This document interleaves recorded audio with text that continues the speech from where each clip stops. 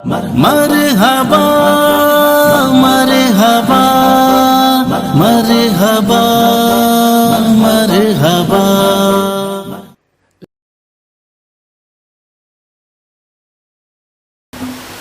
نحمده ونصلي ونسلم على رسولنا الکریم اما بعد.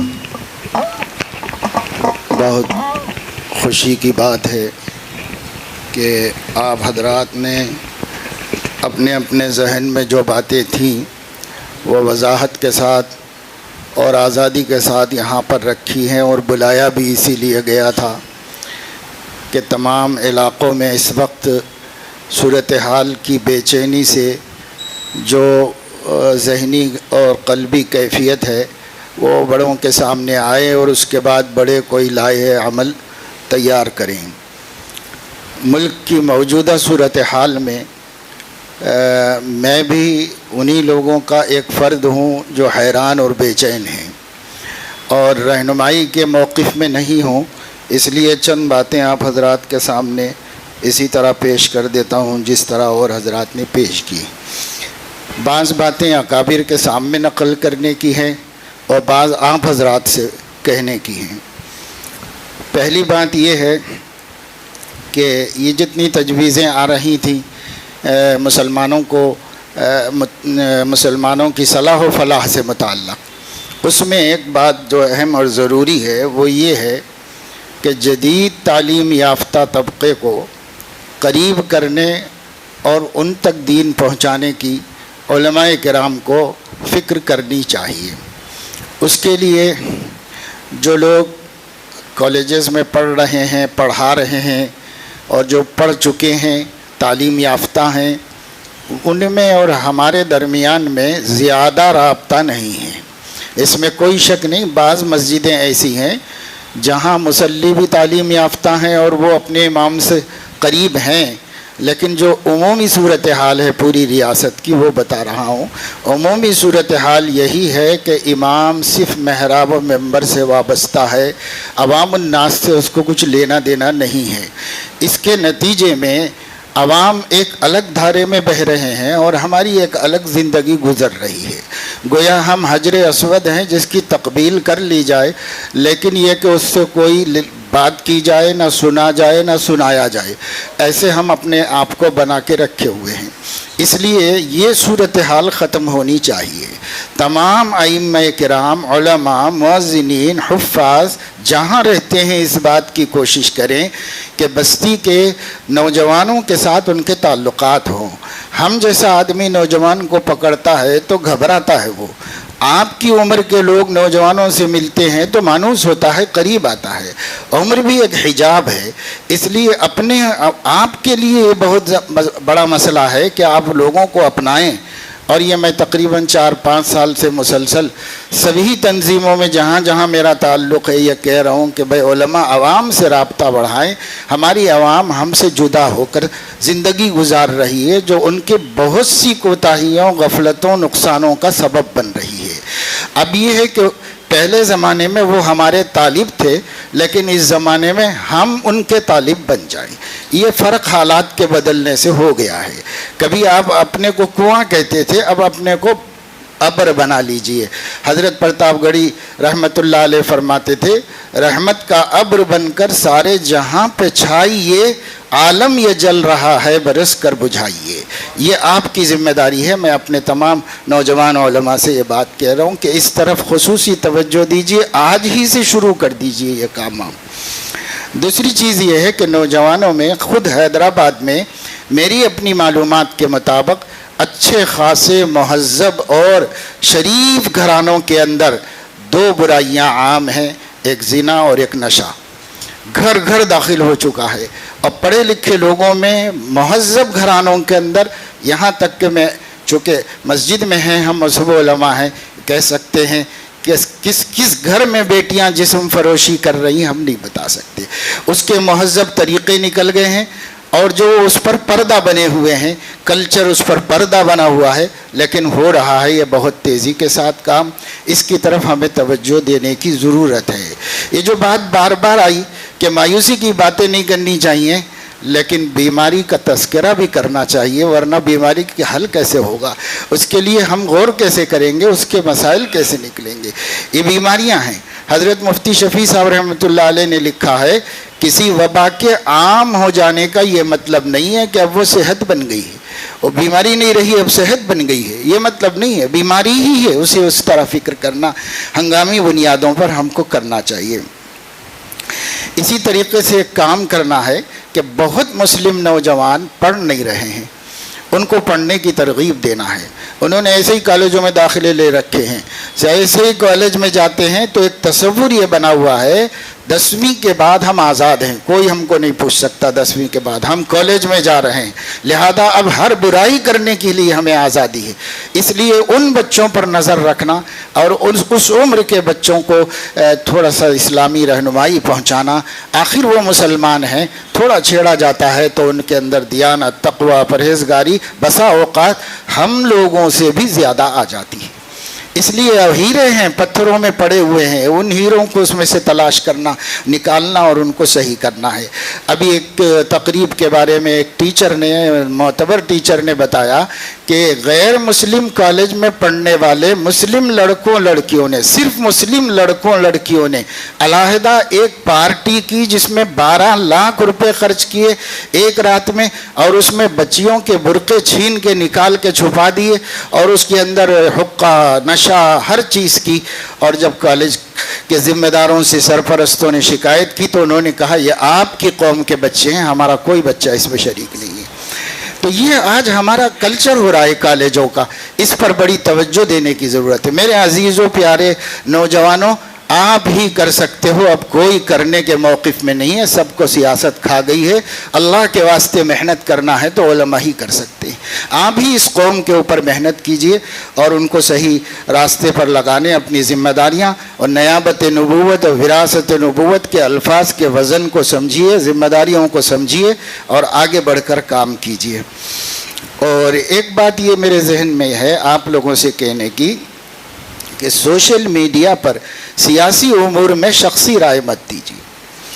مذہبی تو کرو، جتنا کر سکتے ہیں مذہبی خدمت کرو، دین پہنچانے کا کام کرو، جس کو اللہ توفیق دے جتنا کر لے اچھا ہے کرے، لیکن سیاسی امور میں اور قائدین کی گردن ناپنے میں، ان کی پگڑیاں اچھالنے میں اپنی اپنی رائے مت کرو۔ اس سے ہے انتشار، موجودہ انتشار اور انتشار بنے گا اور یہ ملت کا شیرازہ بکھرتا ہی چلا جائے گا۔ اس لیے آپ اس پر شخصی رائے کا اظہار مت کریے۔ ہر شخص کے ہاتھ میں قلم ہے، ہر شخص جواب دینے اور تبصرہ کرنے کے لیے ریڈی ہے، اور رات بھر جاگ کے 2 بجے 3 بجے 4 بجے تک آپ انٹرنیٹ پر ہیں، اور وہ وقت جو اللہ کے سامنے جب انہیں نیاز جھکانے اور مناجات کرنے کا تھا، وہ وقت بھی انٹرنیٹ کے نظر کر کے اپلوڈ کرنا، ڈاؤن لوڈ کرنا، اس میں لگے ہوئے ہیں۔ اچھی باتیں تو کر لیجئے، دین کی باتیں تو کر لیجئے، اخلاقیات کو، اسلامی کہانیوں کو بڑھائیے، پھیلائیے، اچھا ہے، لیکن یہ ہے کہ سیاسی امور پر تبصرے مت کیجئے، اپنے ہی بڑوں کو رسوا کرنے کا کام مت کیجئے۔ مانا کہ وہ غلطی کر رہے ہوں گے تب بھی ان کو لا کر سڑک پہ رسوا مت کیجئے، میڈیا پہ رسوا مت کیجئے، غلطی کے بارے میں جا کے ان سے شخصی ملاقات کر لیجئے، پوچھ لیجئے۔ اور اسی طریقے سے ایک بات جو ہے یہ عرض کرنے کی تھی کہ یہ جو عملی سیاست، سیاسی بصیرت کیا کہہ رہی ہے، یہ ہمارے بڑوں سے کہنا ہے، یہاں اسٹیج پہ بیٹھے ہوئے ہیں بھائی۔ اس وقت کی سیاسی بصیرت کیا ہے؟ ایک تو وہ لوگ ہیں جو سیاسی میدان میں عملاً شریک ہیں، ان کا تو خیر اللہ بہتر جانتا ہے وہ کیا چاہتے ہیں اور کیا کر رہے ہیں، وہ ہم اس میں کچھ بول نہیں سکتے، بولنا بیکار ہے۔ لیکن وہ علماء کرام جو عملی سیاست میں نہیں ہیں، جن کے کوئی اغراض دنیاویہ اس کے ساتھ وابستہ نہیں ہیں، وہ بھی تو طے کریں کہ اس وقت ملک کہاں کھڑا ہے، کس حال میں کھڑا ہے، اور اس وقت ملک کے مسلمانوں کی، خواص کی کیا ذمہ داری ہے، عوام کی کیا ذمہ داری ہے۔ اسی پیاس کو لے کر یہ مجمع آیا ہے پوری ریاست سے کہ یہاں آپ کچھ بتانے والے ہیں ہمارے بڑے کہ ہمیں اب سیاسی طور پر اس ملک میں کیا ذمہ داری ادا کرنا ہے اور ملک کے موجودہ حالات کا مقابلہ کس حکمت عملی کے ساتھ کرنا ہے. یہ بہت اہم پوائنٹ ہے. اسی کے لیے ان لوگوں کو بے چین کر کے اپنی اپنی جگہ سے مسجد حسینی میں جس چیز نے پہنچایا ہے وہ یہ ہے. اور تو موضوعات آ رہے ہیں ایک کے بعد دیگرے. میں بھی نہیں سمجھ رہا تھا کہ اتنا وسیع موضوع ہے. میں بھی یہی سمجھ کے آیا تھا کہ اس وقت کی سیاسی بصیرت پر گفتگو ہوگی اور سیاسی بصیرت سے اس طبقے کو آگاہ کیا جائے تاکہ یہ طبقہ اپنے اپنے ماتحتوں اور اپنے مسجد کے مصلیوں تک اس بصیرت کو پہنچا کر پوری ریاست کو ایک رنگ میں لائے, ایک نتیجے پر لے کر کے آئے. اس کی اس وقت بہت سخت ضرورت ہے. جس کو جو سمجھ میں آ رہا ہے اپنی اپنی جگہوں پر وہ کر لے رہا ہے. کوئی کہہ رہا ہے کہ یہ نہیں ہونا چاہیے موجودہ حالات میں, کوئی کہہ رہا ہے کہ یہی ہونا چاہیے. تو بھائی یہ طے ہو جائے کہ کیا ہونا چاہیے تاکہ اسی کے مطابق کم سے کم یہ مجمع تو جو کہیں گے اس پہ چلے گا انشاءاللہ تعالی اور اپنے لوگوں کو بھی لے کر چلے گا. اسی طریقے سے اس کی طرف اس کی بڑی پیاس ہے. اس وقت ہم بہت جو آنکھوں سے دیکھ رہے ہیں, جو کانوں سے سن رہے ہیں, زمین پر رہنے سے زمین کے نیچے چلے جانا بہتر محسوس ہو رہا ہے. ایسے حالات اس وقت ملک میں ملت پر آئے ہوئے ہیں.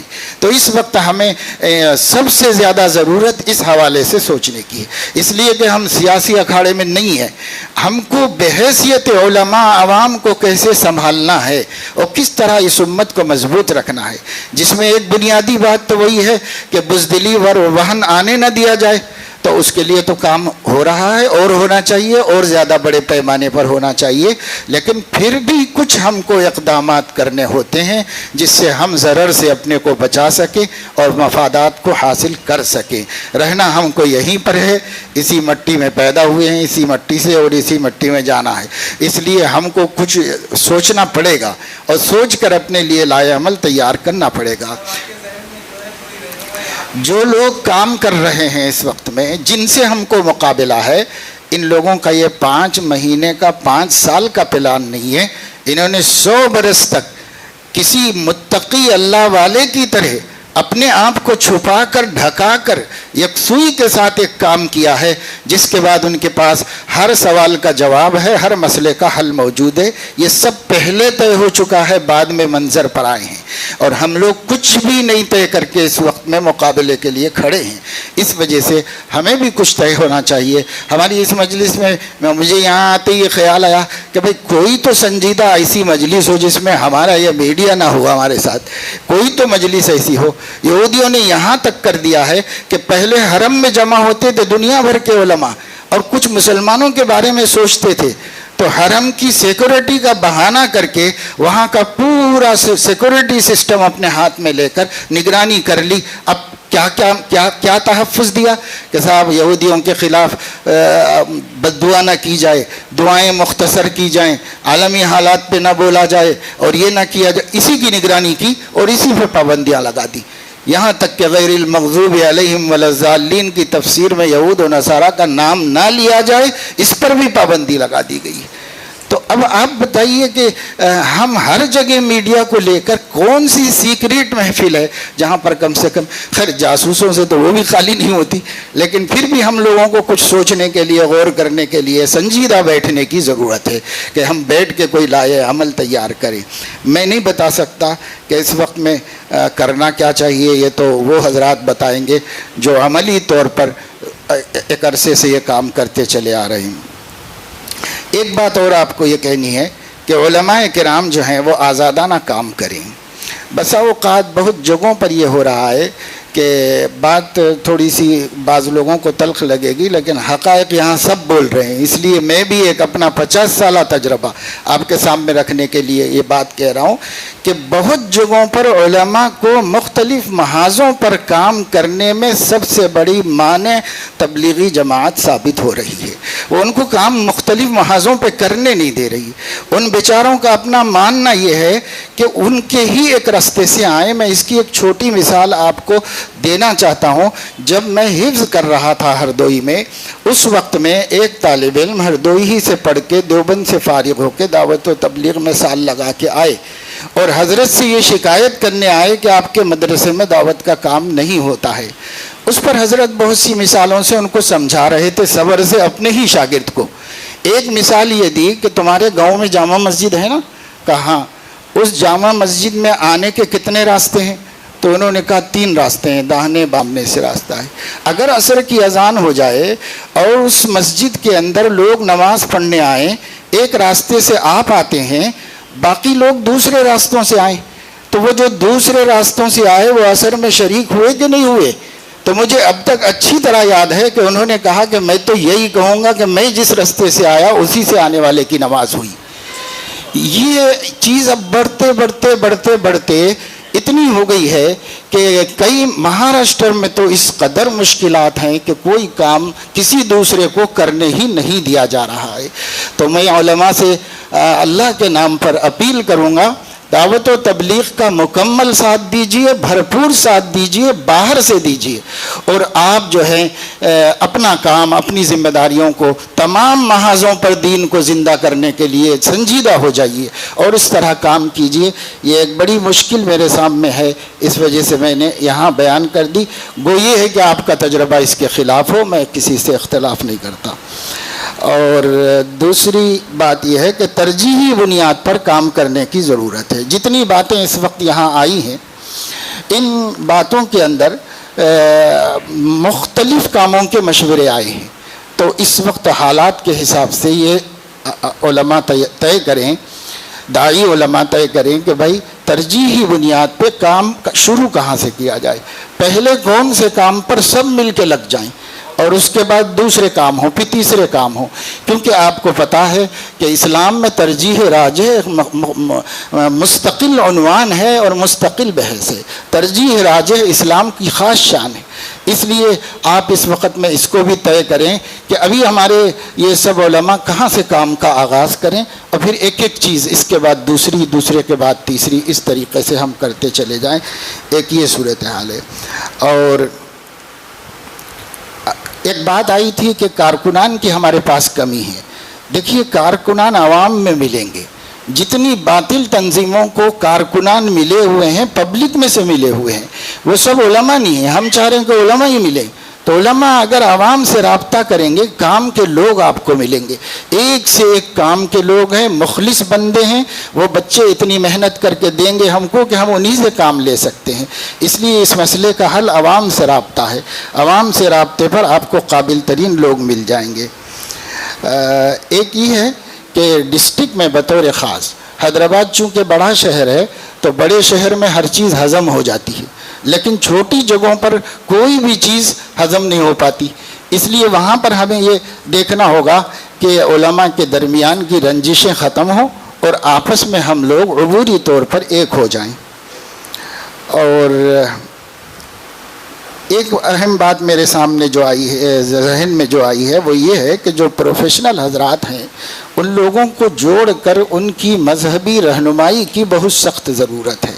ابھی یہ بات بار بار آئی ہے حجاب والی، اس میں ایک آندھرا پردیش میں اچھے سینئر وکیل ہیں، ان سے میری بات ہوئی تھی ابھی 2-3 دن پہلے، وہ اس کا ذکر نکل گیا، تو وہ یہ بتا رہے تھے کہ یہ آرگومنٹ لائی ہوئی ہے، انہوں نے بیٹھ کر مکمل سنی ہے اس بحث کو۔